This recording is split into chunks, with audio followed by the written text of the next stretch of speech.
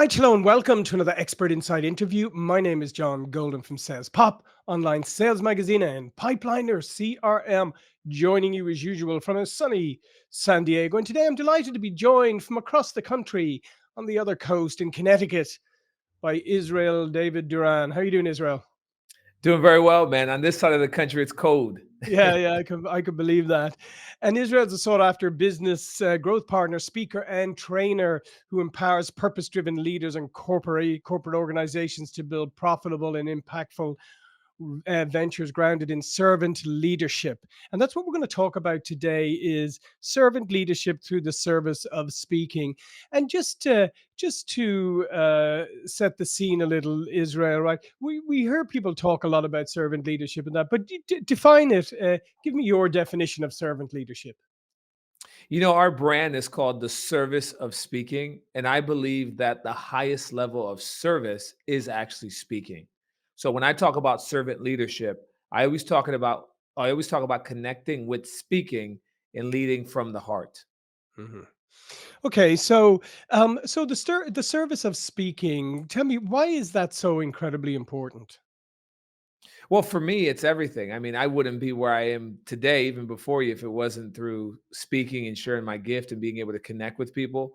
For me, John, one of the things that I value as an adult are really four specific things. And it's what I put together to teach servant leadership. And those four things I didn't have necessarily as a child. Hmm. And they say what you don't have as a child, you typically value as an adult. And really, for me, like my dad, Domingo Duran, who back in 1993 essentially was having a bunch of chest pains on his left side and really was having a hard time. He told my mom, who's a doctor in Dominican Republic, who immigrated here to the US, wasn't able to essentially transfer her license because of the English barrier. Sure. She told my dad, "You need to go to the ER." So my dad went to the ER, John.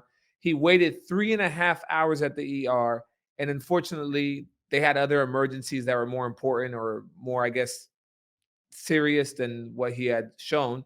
And my dad went back home. And unfortunately, my dad, when he went back home, he had what the medical community calls a STEMI. He had a Mm. massive heart attack and he died alone. Oh, And my mom found him in that unfortunate situation. My mom doesn't bring it up much because it's a very traumatic sure. experience from what she shared with me. And Israel David Duran, John, was only about 3 months. So those Uh, four things are the four things that I was looking for in my father, didn't receive, and saw them in all the wrong places, John, growing up, but was able to find them through, in my personal belief, through Christ. And it's what I define or how I define servant leadership today. mhm. And those four things? Thank you for asking, by the way. Sometimes when I share that story, Yeah. not everybody asks about the four things, but thank you. I mean, number one, it's identity. Hmm. Right? I wanted to know from my dad who I was, right? Who am Yep. I, right? Number two, purpose. And Hmm. purpose is an interesting thing, John, because purpose shifts depending on different seasons in our life and Yep. different times. Like, for example, somebody may be doing something for 20, 30 years, and then they may transition or rebrand themselves or a corporation into another angle. And, the purpose may change, right? But I wanted purpose at the time. I wanted to know what I was supposed to do at the time. Number three, I wanted vision, and vision is your purpose in pictures. Hmm. And I also teach people how they can get their voice from their vision. Because what Oh, I tell people all the time is I say, your vision is typically unlocked by the voids that you see in the marketplace, kind of like what you do with Sales Pop and the pipeline of CRM, right? You fill the void of making sure that you build seamless sales systems and empowerment, right, for yep. organizations and corporations. That's a void that you've seen and now you're filling, right? But that also gives you your voice to be able to have this beautiful platform to speak on, right? And then number four, a custom plan. Yep. Being able to build a custom plan for someone, because as I always say, and I love to wear them, a custom suit always fits better than one off the rack. Sure, sure. No, those are fantastic. And just by the way, I have actually been to the Dominican Republic, and Awesome. actually, those beaches are amazing, absolutely amazing. Yes. I, So I, I would love to be there now compared to the cold here that we're yeah, experiencing in Connecticut I'm sure and the you would. snow. I'm sure you would. Identity. I mean, it's a very interesting thing, isn't it? Because I mean, I think that's something that we don't think about a lot in, and especially in terms of our careers, that we don't really think a lot about that. So when you work with people, how do you help them understand or uncover their actual identity? I love the question, John. And I teach a lot of fours, like a lot of concepts that start with fours, Sure. like the four pillars of business, the four things I just mentioned, the four ways of growing a business. And one of the other pillars that I teach on is branding. Inside of Mm, the four pillars of business, branding, marketing, sales, and operations, mm, branding is really connected to what your business identity is. So when I teach identity, I teach in two ways. I teach it in two ways. I teach it number one, what is your business identity as a brand? How do you want to be perceived? How do you want to be positioned in the marketplace? And then number two, who are you as a person? Like mm. what is your intrinsic identity? Like, and that typically people get from God or faith or the faith that they choose to accept, if that. But both are important, John, because if we don't know who we are, how are we going to actually serve in speaking or serve as a speaker to communicate what we can bring to the world if we don't have our identity clear? Yeah. And And a lot of and obviously they should complement each other, right? And inform one another and be symbiotic, because if they're in conflict, that's an issue, right? 100%.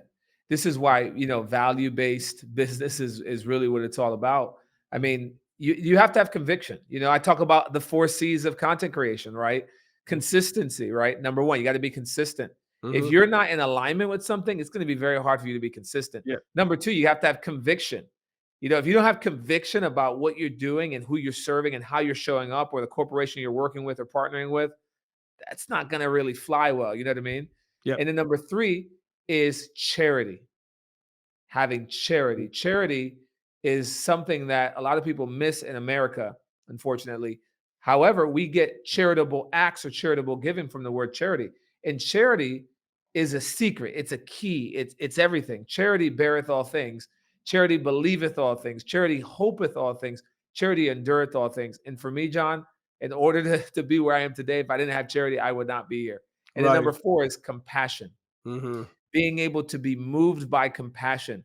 I'm reminded of the great teacher, uh, Jesus of Nazareth. He used to say this, or when you read his biography and you read about him, that there's a great story that talks about a time when Jesus of Nazareth saw the multitude. He saw a group of people, he saw masses, and he saw them as sheep walking around. He gives this analogy without a shepherd, like a sheep with Sure. like lost, like Yeah, people yeah. lost, right? And then it says that he was moved by compassion and then he began to teach them many things. Mm, As leaders, John, we need to be moved by compassion. We can't do things without compassion. mhm. Talk about sales, right? Yeah, When yeah. someone adds compassion to their sales process and their communication, their sales are going to go through the Yeah. roof. And if we're so inwardly focused or focused on us and our needs and what we want to get out of it, it's very hard to be compassionate, because we're putting those barriers in place, obviously, because we're looking at the world through our own mirrored lenses rather than an empathetic one. So Yeah. I agree with you. I think compassion is such a critical piece. And you also mentioned purpose, and I think that's really important too, because I think purpose in some way has been a rather abused word over the last number of years. We talk about, Yes. they say purpose driven organizations and purpose this and purpose that, and I feel a lot of it has been bumper stickers, as I call Yep. them. You stick a purpose on your website, you say we're a purpose driven organization, but it doesn't communicate in how you act every day. Sure. Yeah, no, you're 100%. Everybody talks about purpose, right? Mhm. But what is purpose? Yeah. Right, the way I define purpose, John, I mean, let me give you some of my history, right? And I talk Sure. about this more during my TEDx talk. But some of my history was I actually died in a pool in Dominican Republic at the age of 7. Wow. I drowned in a pool in Dominican Republic. I didn't know anything about God, didn't know anything about the Bible, didn't know anything about Jesus. When I died, John, I had an experience that I will never forget. I came outside of my soul and I was traveling very fast to what I knew was going to be the throne room of God. Even though I didn't know anything about God or I wasn't religious or nothing like that, I just knew that when I died, it was like, get ready, you're about to meet God. Mhm. And I had a sense of peace, love, joy. I felt protected, I felt warmth. And all of a sudden, John, I'm back into my body. A man jumps into the water, pulls me out. I'm gasping for air, after coughing a Sure. lot of water up and gasping for air. I turned around to see who it was, John, and there was no one to be found. Oh, wow. I knew at the time that I was given a second chance for a purpose, but what I didn't understand, John, later on in life I picked up the lesson, was that that purpose was connected to people.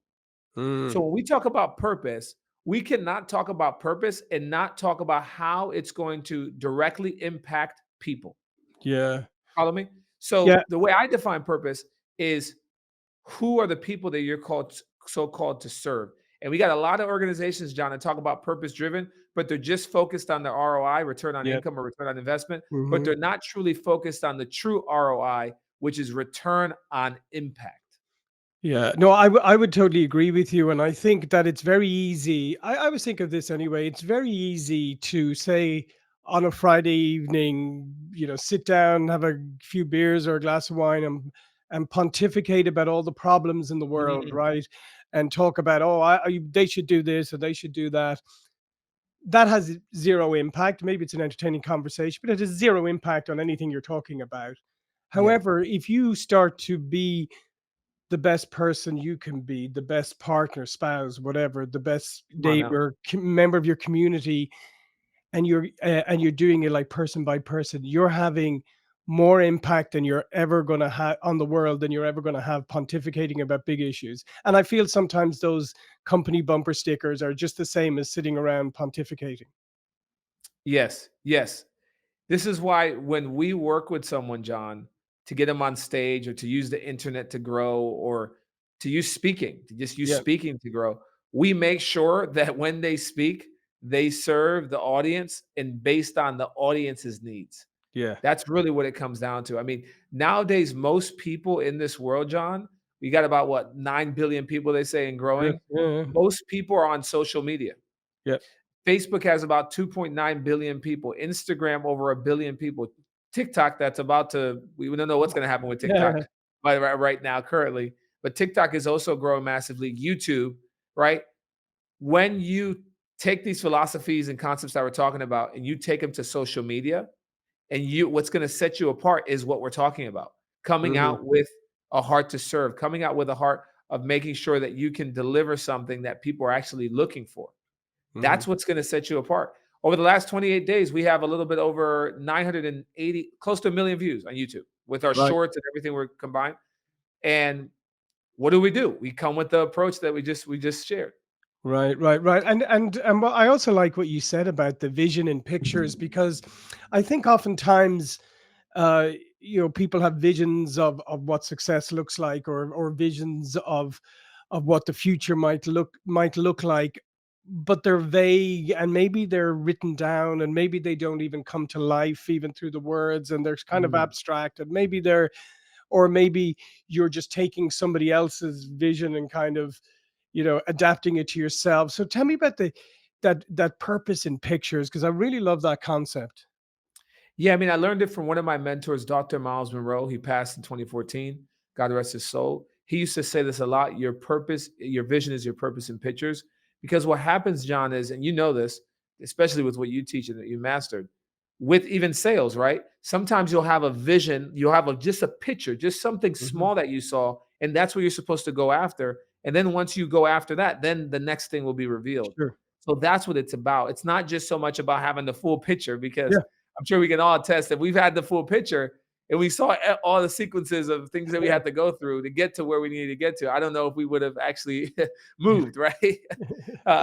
Right. So sometimes, again, God will show us, a picture, then you go after that, then the next thing, and then the next thing. So that's what I mean by purpose. Mhm. You get your purpose is your vision in pictures. Yeah. And then give me some examples. You don't have to name them, but just give me some examples of when you've worked with people, and the before and after, and what they have come back at, what they've been surprised about maybe in the Yeah. after.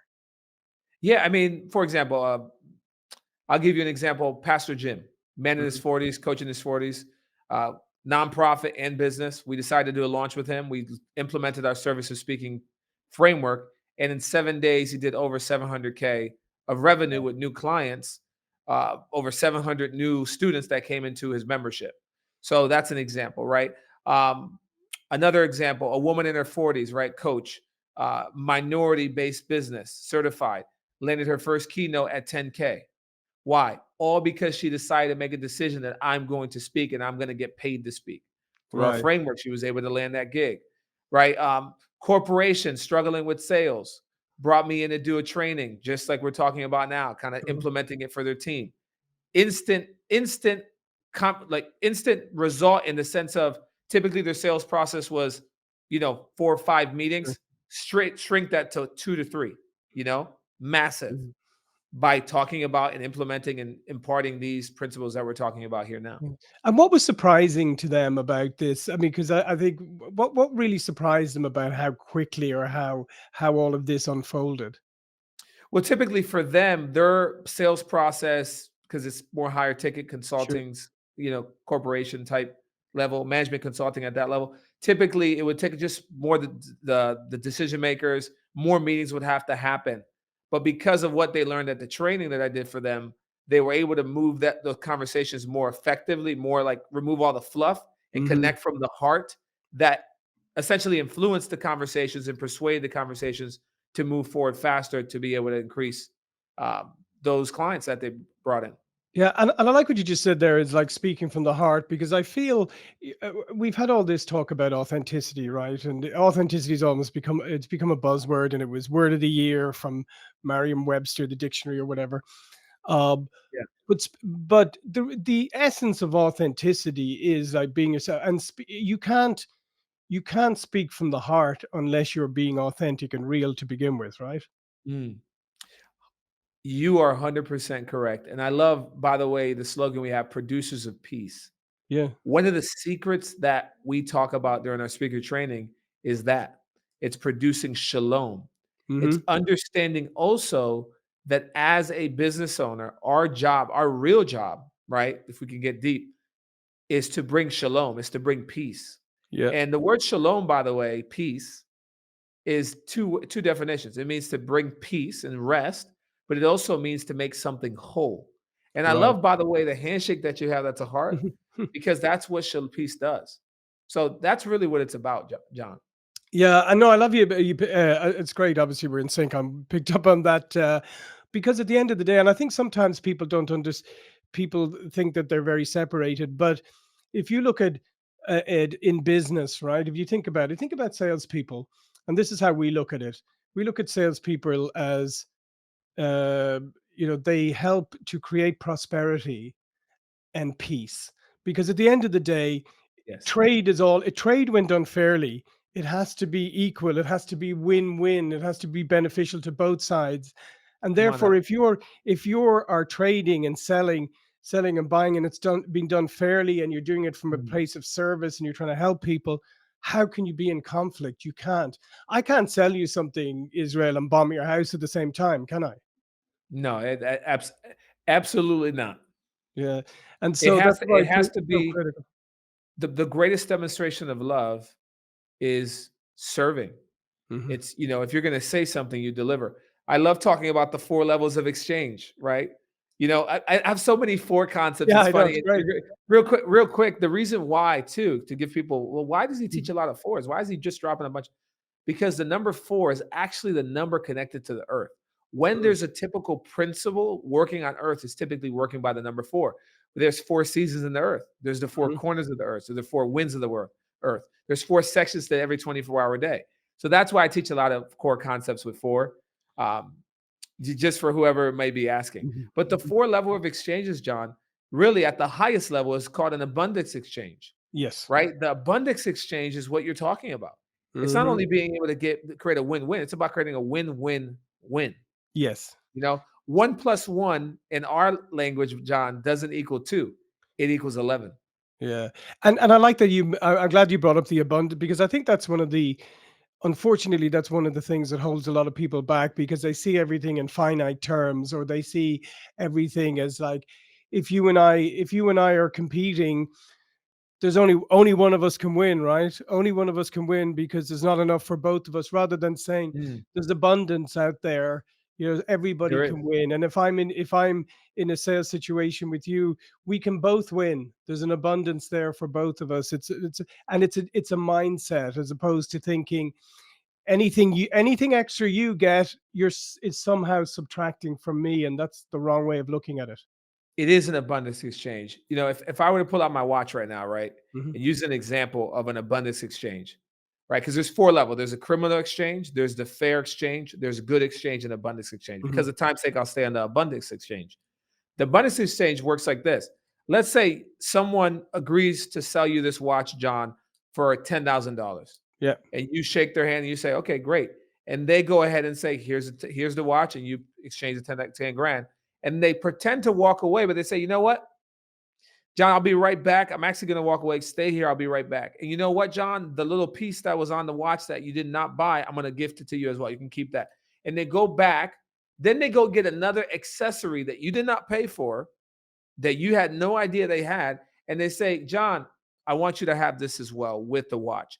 I mhm, want you to also have this as a gift." And you're like, "No, dude, no, no, I yeah, got the watch." And you're like, "No, no, please." And you accept the gift. And then, John, they say, "You know what, John?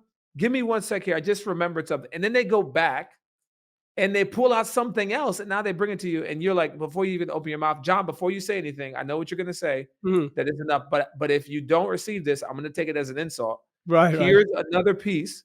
And then you receive it, John, and then watch what happens. They say, "You know what? And I'm also," and then they pull something else, John, and they say, "I want you to," and at that point, you're like, uh, you're to the yeah, point where you're speechless. And that's how I do business, John. That's how I teach my students, my family members how to do business. And you could only do that with having the abundant mindset. yeah, yeah. And what happens to that person who bought the watch and then got all the other stuff? What happens to them as they go forward? They start to do the same, They do right? the same thing, and they We have become they become your best affiliate. Yeah, exactly. Yes. We used to have I'm originally Irish, and Yeah. back in Ireland, we always had this tradition, and I hope it's still there. I don't, but it's like if I was say selling you my car, and you came and we'd agreed, and we said, you're going to pay 2,000 for the car. So you come to my house, you look at the car, you say it's great, you hand me the $2,000. I immediately hand you 100 back as luck money. It's called luck Mm, money. And I say, so I always give you some of the money that you pay back, and I say, this is for your good luck and on your wow. way. And I think those kind of it's like that. It's Mm, those kind of concepts, beautiful. they have real meaning. They You do. remember that. You remember that experience. You went expecting to part with $2,000.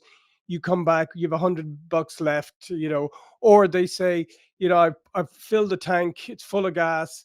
Here's a couple of extra dollars back or whatever, but just something so you're not just taking, you're giving too. It's like in Ireland, there's a saying is when you're invited somewhere is you don't come with one arm longer than the other, which means you don't come just to take, you also come to give. You bring something. 100%. Yeah. That's what it's all about, John. And I Yeah. I just wanna encourage someone here. Someone may be listening, John, and saying, "Well, I love everything we're talking about, but am I really called to, servant leadership through speaking?" And I just wanna encourage someone with this. Your trash, what you see as trash, Yep. it's typically someone else's treasure. Yeah. The concepts, the knowledge, the expertise, the education that you have that you see so as like, "This is so common," is actually something that somebody else has been looking for you for. So Yes. don't underestimate your gifts, your expertise, your knowledge, and what you have to offer. Yeah, no, I think that's beautiful. I do encourage people always. I've helped, I've helped some people, and it's funny when you even help them with their, they say they want to apply for a job, and they say like, "Can you help me with my resume?" And I don't really have much, I don't really have much to recommend. And then you sit down and say, "Oh, forget the resume for a second. Let's just have a chat. Let's talk about your experiences, your work experience, and your life experiences." And then you go through and you start going, look what you did, and look what you got through. Look how you overcame that. That's a huge thing. Let's put that in because you overcame an obstacle. And then suddenly the people are going, wow, I have a lot more to offer than I thought I did. Exactly like you're saying. Everybody has a fantastic story to tell. They just need somebody often like you to help them extract it. Well, John, you know this. It's hard to see the label when you're in the jar. Oh, We're too sure. close with ourselves, right? We're very like Israel David Duran cannot be objective with himself. That's why I Mhm. have mentors, teachers, partners, Sure. connections like yourself to help me see my blind spots. And but I'm very good at helping others, right? Yeah. Because that's what we do, right? So Yeah. it's Well, it's my it's very important. yeah, well, my mother, God rest her, used to always say to us, what was that saying? Uh, if God if God could only give us the gift to see others, to see ourselves as others see us. Yeah. Yeah, I think that's Yes. exactly. Well, That's listen, huge. Israel, this has been fantastic. All of Israel's information will be below this video, and I would encourage you to reach out. As you can see, fantastic, and can help you and help you speak and connect and really help and serve people. It's a wonderful thing. But before we go, Israel, please do tell people again how you can help them. Yeah, I mean, if you're looking to get on stage, if you're looking to leverage the internet, speaking in stages to grow your business or get your message and mission out there to the people that you want to serve, I can help you. We've been able to help 1,300 coaches, leaders, business owners in the last 12 months through our challenge called Service of Speaking Challenge from all different walks of life, all different backgrounds, helping them do what I just listed. And if you want some free trainings as well, you can go to israelduran.com. That's where information can be if you want to contact with me directly. Well, fantastic. Like I said, I would encourage you to go check it out. Maybe 2025 is the year to get your message out. So, get your abundant mindset together and talk to Israel. All right. Well, listen, thank you very much for watching. Thank you for joining us today, Israel. I'll see you all again very soon. Thank you.